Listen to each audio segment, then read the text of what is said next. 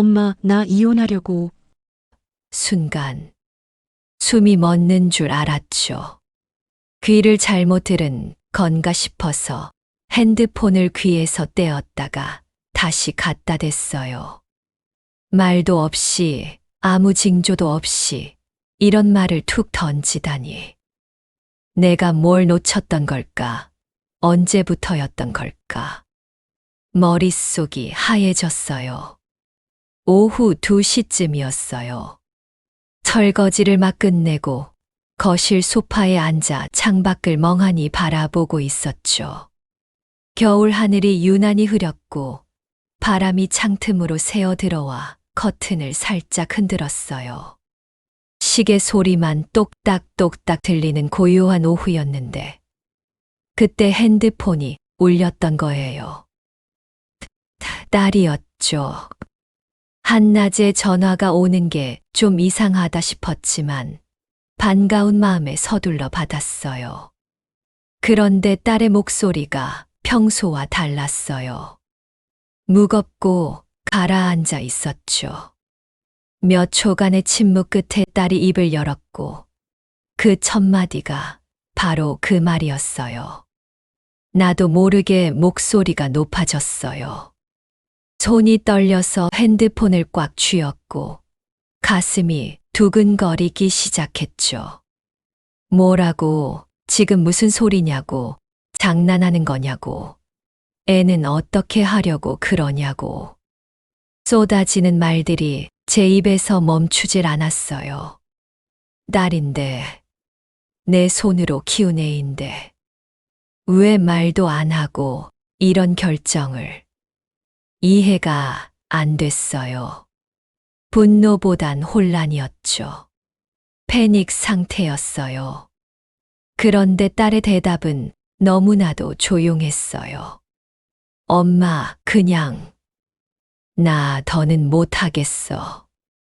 울지도 않고 화내지도 않고 조용히 담담하게. 오히려 그게 더 무서웠어요. 그 목소리 뒤에 몇 해를 견디며 삼켰던 게 있다는 걸 그땐 미처 몰랐어요. 나는 계속 물었죠. 무슨 일이 있었던 거냐고, 싸웠냐고, 사위가 뭘 잘못했냐고. 그런데 딸은 대답하지 않았어요. 그저 한숨만 길게 내쉬더니 곧 전화를 끊겠다고 했어요.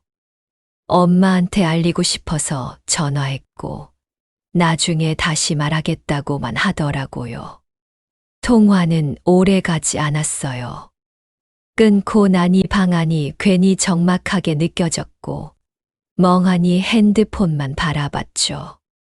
화면엔 통화 시간이 찍혀 있었어요. 2분 43초. 그 짧은 시간 안에 내 딸의 인생이 무너지고 있었던 거예요.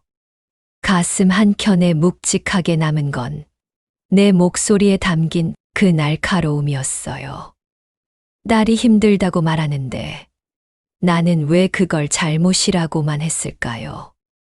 창밖을 보니 비가 내리기 시작했어요. 촘촘하게, 소리 없이, 마치 누군가의 눈물처럼요. 그날 밤은 잠을 이룰 수가 없었어요. 침대에 누워서도 천장만 바라봤고 딸의 그 목소리가 귓가에 맴돌았죠. 더는 못하겠다는 말. 그 말이 얼마나 깊은 곳에서 올라온 건지 그제야 조금씩 느껴지기 시작했어요. 딸이 힘들었단 걸 왜 몰랐을까? 아픈 데가 있었으면 말을 했어야지. 왜 엄마한텐 말 안 했냐고. 그런 생각이 머릿속을 가득 채웠어요. 생각해보면 딸아이가 늘 괜찮다고만 했어요.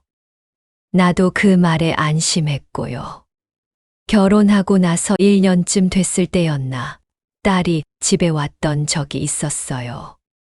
손주 하윤이를 데리고 왔었죠. 그때 딸의 얼굴이 좀 피곤해 보였어요. 눈 밑이 거무스름했고 웃을 때도 눈에 힘이 없었죠. 내가 물었어요. 요즘 힘드냐고, 애 보느라 잠을 못 자는 거냐고. 그랬더니 딸이 그냥 웃으며 말했어요. 괜찮다고, 애 키우는 게 다 그렇다고. 그 말을 듣고 나는 안심했어요. 그래, 다들 그렇게 키우는 거지. 나도 널 그렇게 키웠어. 그런 생각을 했죠. 그런데 지금 생각해보면 그게 아니었던 것 같아요. 딸이 정말 괜찮았던 게 아니라 괜찮다고 말할 수밖에 없었던 거죠. 엄마한테 말해봤자 해결될 게 없다고 생각했을 수도 있고, 아니면 엄마가 걱정할까봐 참았을 수도 있어요. 어쩌면 말해도 이해받지 못할 거란 걸 이미 알고 있었던 건지도 모르겠어요. 그날 밤, 나는 딸의 결혼식 날을 떠올렸어요. 4년 전 봄이었죠. 날씨가 참 좋았어요. 햇살이 따스했고 벚꽃이 흩날렸죠. 딸이 웨딩드레스를 입고 나타났을 때 나는 눈물이 날 것 같았어요. 내가 낳아서 키운 아이가 이렇게 예쁜 옷을 입고 누군가의 아내가 되는구나. 그런 생각에 가슴이 벅찼죠. 사위도 괜찮아 보였어요. 키가 크고 얼굴에 웃음이 많았죠. 딸을 대하는 태도도 다정해 보였고요. 신랑 신부가 함께 걸어 들어올 때 사위가 딸의 손을 꼭 잡아주던 모습이 아직도 기억나요. 아, 저 사람이라면 우리 딸을 잘 보살펴 주겠구나. 그렇게 믿었어요. 결혼식이 끝나고 딸이 나한테 와서 인사를 했어요. 엄마, 잘 살게. 걱정하지 마. 그렇게 말하며 웃던 얼굴이 환했어요. 나는 딸의 손을 꼭 잡아주며 행복하게 살라고, 엄마는 내가 행복하면 그걸로 됐다고 말했죠. 그게 다였나 봐요. 껍데기 같은 순간들이 전부였나 봐요. 결혼 후 첫 1년은 그래도 자주 연락이 왔어요. 일주일에 한두 번씩 전화를 했고, 한 달에 한 번쯤은 집에도 들렀죠. 그런데 점점 전화가 뜸해졌어요.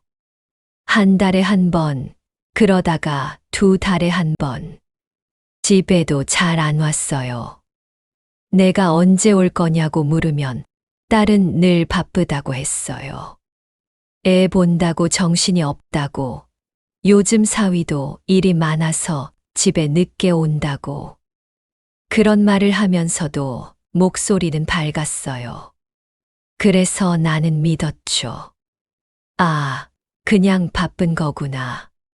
젊은 부부가 다 그렇지 뭐. 그렇게 생각했어요.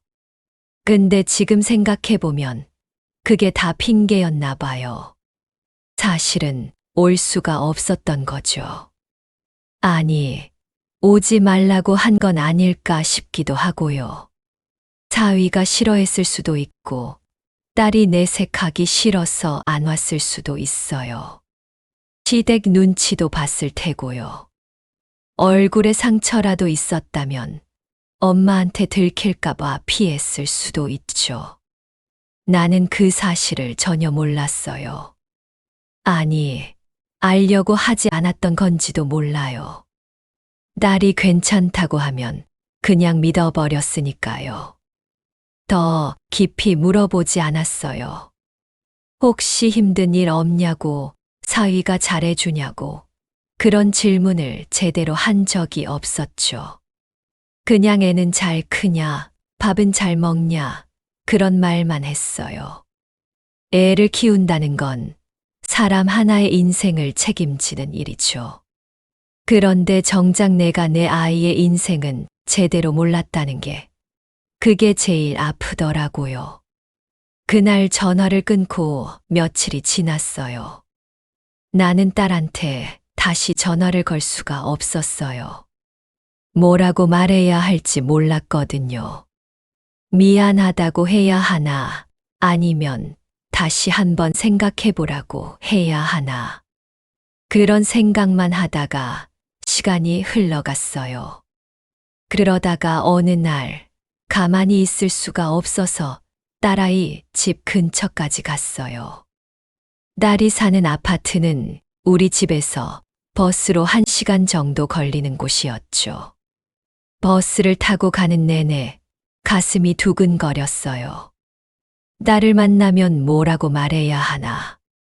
손주 하윤이는 잘 있는 건가. 그런 생각들이 머릿속을 떠나지 않았어요. 아파트 단지 입구에 도착했을 때 나는 한참을 망설였어요. 그냥 올라가야 하나, 아니면 전화를 먼저 해야 하나. 그렇게 서성이다가 딸이 사는 동 앞까지 갔어요. 그런데 엘리베이터 앞에 종이박스들이 쌓여 있더라고요. 그 안에 책이며 옷가지들, 작은 그릇들이 담겨 있었어요. 누군가 이사를 준비하는 것처럼 보였죠. 가까이 다가가서 보니 그게 우리 딸 물건이었어요. 내가 예전에 사줬던 코트가 박스 위에 놓여 있었고, 딸이 좋아하던 머그컵도 보였어요. 순간 가슴이 철렁 내려앉았어요. 아, 이미 모든 걸 정리하고 있었던 거구나. 더 할 말이 없다는 듯이 나는 그 자리에 한참을 서 있었어요. 손이 떨려서 박스를 만질 수도 없었고 발이 떨어지지 않아서 그냥 그 앞에 서 있었죠. 얼마나 시간이 흘렀을까요? 누군가 엘리베이터에서 내려와서 나를 지나쳐 갔어요. 그제야 정신을 차리고 나는 돌아섰어요. 딸을 마주할 용기가 없었어요. 집으로 돌아오는 길이 참 멀게 느껴졌어요. 버스 정류장까지 걸어가는데 다리가 후들거렸죠. 시장 골목을 지나면서 반찬 가게 앞에 섰어요. 평소 같으면 딸 생각하며 멸치볶음이나 김치를 사가곤 했는데 그날은 아무것도 살 수가 없었어요. 그냥 멍하니 진열대만 바라보다가 주인 할머니가 괜찮냐고 물어봐서 그냥 나왔죠. 집에 돌아와서도 마음이 편하지 않았어요. 소파에 앉아서 텔레비전을 켰는데 무슨 내용인지 하나도 들어오지 않았어요. 손에 들린 리모컨만 멍하니 바라보다가 결국 텔레비전을 껐죠. 고요한 거실에 혼자 앉아 있으니 딸 생각만 났어요. 딸이 어렸을 때가 떠올랐어요. 유치원에 다닐 때였나 딸이 집에 와서 울면서 말했던 적이 있어요. 친구가 자기를 놀렸다고, 자기만 빼고 다 같이 놀았다고. 그때 나는 딸을 안아주며 말했죠. 괜찮아. 엄마가 있잖아. 엄마한테 말하면 돼. 그랬더니 딸이 울음을 그치고 내 품에 안겨서 한참을 있었어요. 그런데 언제부턴가 딸이 힘든 일이 있어도 나한테 말하지 않게 됐어요. 중학교 때도 고등학교 때도 혼자 끙끙 앓다가 혼자 해결했죠. 나는 그게 딸이 성장한 거라고 생각했어요. 이제 엄마 손이 필요 없을 만큼 컸구나. 그렇게만 여겼죠. 하지만 지금 생각해보면 딸이 말해도 소용없다는 걸 알았던 건 아닐까요? 엄마는 어차피 이해 못할 거라고 그냥 혼자 견디는 게 낫다고 생각했던 건 아닐까요? 며칠이 더 지났어요. 딸한테서는 아무 연락이 없었고 나도 먼저 연락하지 못했어요. 그러다가 어느 날 저녁 집 앞에 딸이 서 있었어요. 손주 하윤이를 데리고 왔더라고요. 현관문을 열었을 때 딸과 눈이 마주쳤어요. 딸의 얼굴은 많이 야위어 있었고 눈가에 그늘이 져 있었죠. 말없이 집 안으로 들어온 딸은 하윤이를 소파에 앉히고 부엌으로 왔어요. 나는 그냥 가만히 서 있었어요. 뭐라고 말을 꺼내야 할지 몰랐거든요. 딸이 먼저 입을 열었어요. 엄마, 밥 먹고 갈게. 그 말이 다였어요. 나는 고개를 끄덕이고 냉장고를 열었어요. 딸이 좋아하는 된장찌개를 끓이기 시작했죠. 두부를 썰고 파를 다지고 멸치 육수를 냄비에 붓는 동안 딸은 거실에서 하윤이를 돌보고 있었어요. 밥상을 차려놓고 딸을 불렀어요. 셋이 함께 밥상 앞에 앉았죠. 하윤이가 할머니 맛있어요 하며 웃었어요. 그 작은 목소리가 유난히 또렷하게 들렸죠. 딸은 말없이 밥을 먹었어요. 숟가락을 천천히 움직이며 한 숟갈 한 숟갈 떠먹었죠. 나는 딸의 손을 봤어요. 그 야윈 손이 숟가락을 들고 있는 게 어쩐지 힘들어 보였어요. 딸이 얼마나 많이 참았을까? 얼마나 많이 울었을까? 그런 생각이 머릿속을 가득 채웠어요. 밥을 다 먹고 나서 딸이 설거지를 하겠다고 했어요. 나는 괜찮다고 엄마가 할게. 그렇게 말했지만 딸은 고집을 부렸어요. 결국 둘이 함께 설거지를 했죠. 나는 그릇을 씻고 딸은 행주로 닦았어요. 그렇게 나란히 서서 일을 하는데 딸이 작게 말했어요. 엄마, 미안해. 나는 손을 멈췄어요. 고개를 돌려 딸을 봤죠. 딸은 그릇을 닦으면서 눈물이 고인 채로 말했어요. 엄마한테 이런 얘기하게 됐어. 미안해. 그 말을 듣는 순간 가슴이 무너지는 것 같았어요. 미안해 해야 할 사람은 나인데 왜 딸이 미안하다고 하는 걸까요? 나는 딸의 손을 잡았어요. 그리고 말했어요. 아니야, 엄마가 미안해. 엄마가 몰라줘서 미안해. 딸이 고개를 숙였어요. 눈물이 뚝 떨어져서 바닥에 떨어졌죠. 나는 딸을 안아줬어요.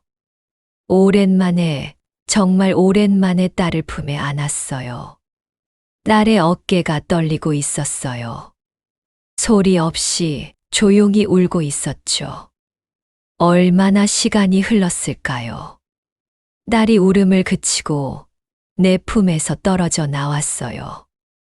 눈을 닦으며 미안하다고 또 그렇게 말했어요. 나는 아무 말도 하지 않았어요. 그냥 딸의 등을 쓰다듬어 줬죠. 그날 밤 딸과 하윤이는 우리 집에서 잤어요. 딸이 요즘 혼자 살고 있다고 했어요. 집을 나왔고 당분간은 친구 집에 있다가 작은 원룸을 얻을 거라고 했죠. 이혼은 협의 중이고 곧 마무리될 거라고도 했어요. 나는 그 말을 들으며 그저 고개만 끄덕였어요. 다음 날 아침 딸은 하윤이를 데리고 집을 나섰어요. 현관문을 나서면서 딸이 돌아봤어요. 그리고 말했어요. 엄마, 자주 올게. 나는 그래, 언제든 와. 그렇게 대답했죠. 딸이 문을 닫고 나가는 뒷모습을 보며 나는 한참을 서 있었어요. 그 후로 딸은 정말 자주 들렀어요. 일주일에 한 번씩, 때로는 2주에 한 번씩. 하윤이를 데리고 와서 함께 밥을 먹었죠. 딸의 얼굴에 조금씩 생기가 돌기 시작했어요. 웃음도 많아졌고요. 어느 날 딸이 말했어요. 엄마, 나 요즘 괜찮아. 정말로. 그 말을 듣는데 마음 한구석이 따뜻해졌어요. 아, 이제 진짜 괜찮은가 보다. 그런 생각이 들었죠. 사람이란 게 그래요. 제일 가깝다고 생각했던 사람이 제일 낯설게 느껴질 때가 있죠. 그런데 동시에 제일 낯설었던 순간을 지나고 나면 더 가까워질 수도 있어요. 그날 나는 딸의 고통을 받아주기보단 내 충격부터 내세웠어요. 미안했어요. 아주 많이. 그래서 말없이 된장찌개를 끓였고 딸은 아무 말 없이 다 먹었어요. 부모라고 해서 자식의 인생을 다 아는 건 아니더라고요. 그걸 이제야 알아요. 그리고 알게 된 지금 나는 딸의 곁에 있어 주려고 해요. 말하지 않아도 그냥 곁에 있어 주는 것만으로도 힘이 될 수 있다는 걸 이제는 알았으니까요. 창밖에 봄이 왔어요. 벚꽃이 피기 시작했고 바람이 따스해졌죠. 딸이 오늘도 하윤이를 데리고 온다고 했어요. 나는 부엌에 서서 딸이 좋아하는 음식을 준비하고 있어요. 문 열리는 소리가 들려요.